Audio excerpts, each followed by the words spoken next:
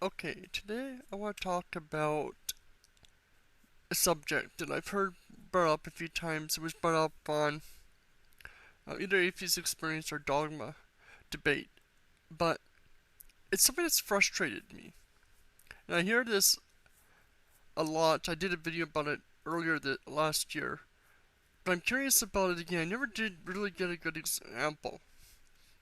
Creationists always talk about dogs and cats, being, all types of cats are still cats, all types of dogs are still dogs.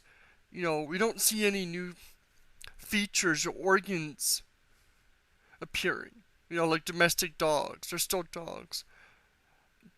But, you know, at least with higher life forms, where are these new organs, new features they talk about?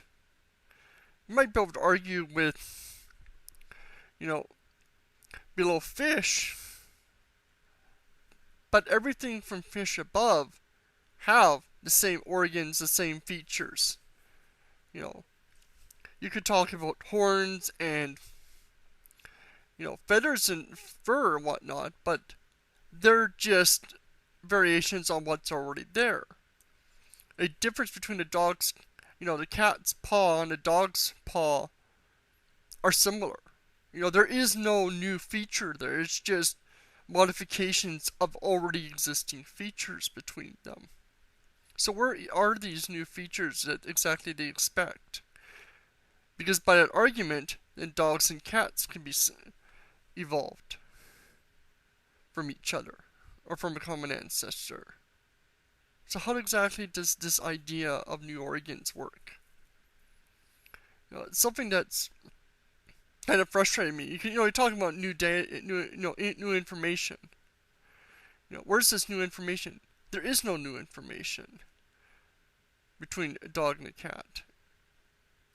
It's just modifications of the genes that made the different shapes. You know, it's not like there's like a 20 new genes that give the cat a new form.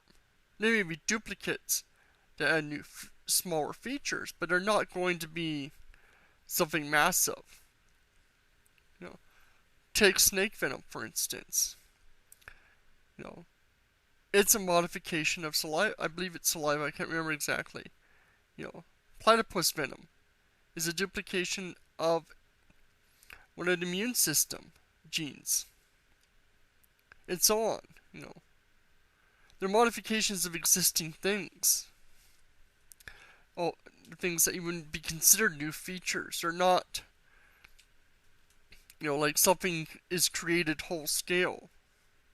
So what do you guys think? I mean, any creationists in here, can you give me any good examples of what you're talking about? What prevents a cat and a dog from having a common ancestor? You know, why do we have things like hyenas and the Tasmanian tiger? Why do they look like wolves? If you're going to go by the whole same designer, same design, then why aren't distantly related species that look similar have the same genes in exact or close enough? Why don't they look like heavily modified versions? Can you explain that for me? I don't know. Let me know what you're. Let me know what you think. Again, like why? How can we tell a hyena is more closely related to a cat than it is to a dog, even though it looks more like a dog?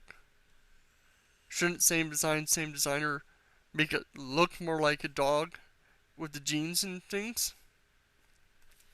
Oh well, let me know what you think.